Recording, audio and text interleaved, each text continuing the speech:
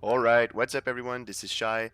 Today I am going to give you a video about Absolver, which is my favorite game ever. And I got very excited actually because I changed my PC 2 weeks ago and I forgot to back up my save files from Steam. So when I reinstalled that game today as an idea for a video because I wanted to present it, I just realized that I had to start all over again. And, you know, I mean, it's not a bad thing, it's a good thing, right? Because I was hella happy just to play this all over again, and I wanted to see how fast I could clear the game too, because it's not a very long game, and depending on your skill level, since I've sunk up like so many hours on this game, I believed I could do it quite fast and have the material for this video on the same day. So yeah, let me present to you Absolver Downfall, which came out on the August 29th of 2017, and how this game changed my life. Alright, so at the time, being a huge fan of games like Dark Souls, Neo, and such, the prospect of a martial arts third-person action game was very interesting for me, and I was very eager to see what would come out of it. Little did I know that it was completely about to blow me out of my mind in both aesthetics and gameplay, so let me explain. First of all, this game runs on a I don't know how to pronounce that. Poly pastel art style, sorry, that is not only beautiful but also allows the game to run smoothly for a lot of machines without hurting its looks or the gameplay. And it's very important, especially that last part, because yes, we want immersion, but since it's a fighting game, I believe that you want the less lag or the less information possible in between the data, the frames, sorry, that you're gonna have. So I mean, it's a good thing that they've went for that style because it couldn't run as well on a huge like you guys all know the Dark Souls PvP, right? Wait, how the hell did that hit get me? Like it wasn't even on my yeah. This doesn't happen. You get punched, you see it, and you just freaking cry about it. So when you start the game, you will have to create a character and choose between one of three starting martial arts school that each gonna have a unique mechanic for it. Let's start with the Forsaken Arts, which is based on actual kickboxing, and you'll be able to parry opponents' moves if you can read them well enough. So you're gonna have a directional parry, and if you parry the right direction of the hits that's coming, you're gonna be able to stun them, and then you can launch an attack on them. The second style is going to be the called style, which is more of a defensive kind of play. The mechanic is going to be absorb, so you'll be able like it's not directional. You only press the button and then you glow all blue and you absorb the hit. You're going to soak up one hit without being staggered, and you can regain the HP you lost by that hit if your next attack connects and he doesn't block it. So it's quite situational. The last starting style is going to be the Windfall martial art, based on, excuse me the pronunciation, Ba Gua Zhang, which is a kind of kung fu, and it's going to be focused around agility and crouch attacks. So its unique mechanic is avoid. As you can know, it's basically you're going to have a directional dodge that will let you open an enemy to a counterattack if you can time it well, depending on the hit that he's going to give you. So in addition to these three basic styles, throughout the game, you will be able to unlock two additional fighting styles that are going to be the stagger style, which is my favorite, based on the drunken brawler thing, and the mechanic is going to be a flow. It's nothing but just allowing you to connect more attacks, so it's very chain attack oriented. And the second style you can unlock is the Feijin, based on Bruce Lee's Jeet Kune Do. Its unique mechanic is going to be a blend of offense and defense, that's going to be based on the stance that you're in. So I think you can like defend yourself at the same time, and it launches and counter attack at the like all in one move. But like it's very complex and more like for the experienced players. Like even I, with my 300 hours, I mean I don't even want to learn the Feijin because it's like way more complicated than other styles. So the way this game works is it wants you to learn every move possible by fighting in a coordinated way against it. So you have to use your style's mechanic, your dodge, or even block your opponent's moves, and you're slowly going to get experience until you fill the bar of that specific attack, and you have to win your fight. Every NPC in the game belongs to a different martial style. You just have to find the ones you want, and you can quote farm them, or you could also farm the PvP mode because the opponent's moves in PvP are sometimes going to be moves that are difficult for you to get. Like let's say boss specific or sword specific or glove specific, so anything like there's going to be a higher diversity without you moving all around, but also you're not going to be able to pinpoint the moves that you want. So just like for Honor, you are going to have 4 directional stances with 3 regular attacks and 1 alternative strike in it, so you can mix up your opponent. You can loop them in any way you want. You can decide which stances lead to what other stance, so you can like do a bunch of different chained attacks that are all different. You can loop 3 attacks together. It's always going to be these 3 attacks, and then you're going to use your alternative attack just to mix up opponents, because beware, people online will read your moves and they will get used to it the more they fight against you. These moves have inbuilt requirements where they are going to need to be in their according starting stance, but they will allow you to finish in a different one.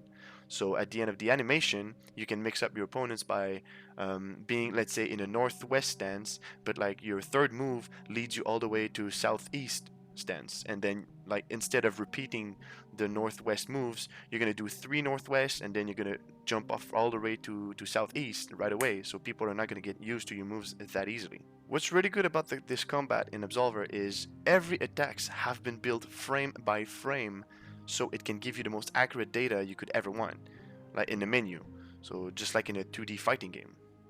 So when you open the window and you go on specific moves, they're going to be split into categories such as, and this is going to be hard to pronounce for me, horizontal, vertical, thrust, high, and low attacks, and even more categories with the amount of frames needed per animation and the reach of your hits. So you can actually pinpoint and tailor your deck. Like, do you want to reach your opponent faster? Do you want to start your attack sooner? Earlier, sorry, because you want it to connect correctly, because the other one's going to be able to, the opponent's going to be able to respond to the attack because he's going to see your animation. So yeah, it gives you a lot of freedom on it. It will obviously show you the stamina requirements and the damage of your hits, so you will literally know everything about your moveset, so you can like master 100% of it. Some attacks even have built-in counters for other moves, just like let's say some would have a frame build difference where you begin the attack with a dodge on the side, which is going to let you counter every vertical move because you are going to dodge on the side. And a vertical move is going to be from top to bottom or bottom to top, right? So you dodge that and then you connect on a move automatically, which is going to be very useful for you. Or you could also have a move that lets you start crouched. So you just bend and then you punch into the chest of the other enemy, and you're gonna dodge every high horizontal attacks, and the list goes on and on and on. So all this information on your moves and the frames and everything is only because in Absolver the point is to let you craft your own martial cadence, and they did a hell of a good job at it. Like I feel like every different move set that I try is actually a completely new art in itself. And I can blend drunken, I can blend Feijin, I can blend different kung fu styles together, and like it's however I want it to be, and then I can master it. And if I do good with it, I can teach it to other players. And it leads me to the next good thing about this game, the player schools. With such freedom over crafting your moveset, SLOCLAP Studios pushed it even further by letting you fix your whole moveset into a school that other players can join as they want. When you join a school, you have access to every move included in it, even if you didn't learn them. You don't have to farm them, you don't have to do anything. You get them because you are, let's say, I'll say subscribed to that school, but you have to master them so you can unlock them the same way you would farm an enemy move. So if you use the ones you've been taught by the school most often, you are gonna end up unlocking them for your personal combat decks. When you belong to the school, you cannot change the moveset at all, so if you grow tired of it, you'll have to change or return to your custom built combat deck. But leaving the school isn't always the best thing, because if you fight online battles with all the equipment, the combat decks, the powers given by said school, you will gain renown in the form of XP, and it will allow you to reach rewards set by the founder, just like masks and weapons, that would be really hard to claim by yourself or even to unlock. The masks and weapons are all a part of the equipment system in this game, which is very classical RPG element. Every item, every armor is gonna give you blunt and cut armor, and every weapon is gonna be either blunt or cut damage. So cut being sword, blunt being your fists or the special gloves, the war gloves that you can unlock. The weight of every equipment is gonna be added to your speed, movements, and stamina consumption. There's also going to be a classical stat sheet that resembles Dark Souls with things like strength, dexterity, endurance, vitality, will, that will each affect different elements of your character and your fighting style. You will also have access to powers, which are a way to win complicated fights. So it's like if you're getting mashed down by a moveset you can't understand, you have access to these kind of little powers to give you an edge. So you have like small shards floating around you, and the amount of shards you have depends on your will attribute, and they will fill up as you fight. And they will allow you to cast some game changer moves like you can stun the opponent, you can drain them, you can even hurt them, stagger, you can heal yourself, you can summon a weapon. So you could like summon a sword and become like you would cut them, so if they block it goes through the block. So yeah, that's the most like that's the RPG side of the game, which leads us to the campaign. So the story in the Absolver is very straightforward. You're gonna have to beat 6 marked ones, which are mini bosses, so you can open a gate and you can go beat the final boss after you open said gate, and it's gonna let you become an Absolver. It would take a new player something around 5 to 10 hours of gameplay, depending on their skills, but a returning player like myself or any other could clear it in an hour and a half, or maybe like 2 hours, something like that, with the basic combat deck. It might seem short, but the game doesn't really stop afterwards, and it's actually taking form since you have to grind your moves.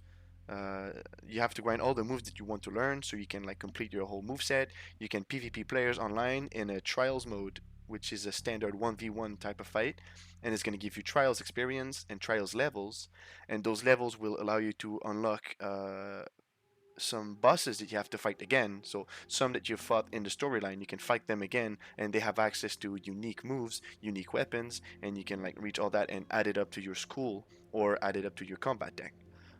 There's also this thing called the seasons. I mean, you guys are familiar with it. Path of Exile has some leagues and stuff like that. So there's a lot of seasons. So as high as you get in the leaderboard, you're gonna get rewards depending on where you reached. Most often than ever is going to be masks, weapons, just casual stuff like that that might be difficult to get otherwise. The game also added a DLC which is called Downfall, and it consists of a huge PvE dungeon where you can fight new types of enemies, bosses, and challenges, and it's meant for you to enjoy indefinitely with friends or alone, and you can have access to new moves as well, especially all the new moves in the Phagin style. So basically, this is what Absolver is. As of today in 2020, the community of players is really small, and SLOCLAP Studios stopped funding the game. But don't let that discourage you, because they are moving on to their next project, and it's going to be amazing. I can't wait. But I can't stop myself from returning to this game every time, because the combat and the aesthetic of Absolver is completely mind-blowing. So this basically concludes everything I wanted to say for today. I know this game isn't in development anymore, but I strongly believe that Absolver has a lot to bring you, and it can get you hyped for SLOCLAP's next project. I am keeping up to date every couple months or so with the studio so I can know what they're planning, but in the meantime, I strongly suggest you to go see Glock9th on YouTube, as he is representing this game's small community right now, and I can't wait to be part of it again. I mean, he's making tournaments and stuff. The link's going to be in the bio. I hope I can face you online anytime soon. Thank you for bearing with my stutters and with the video. That was it for me, people, and stay safe. Lots of love. Shy out.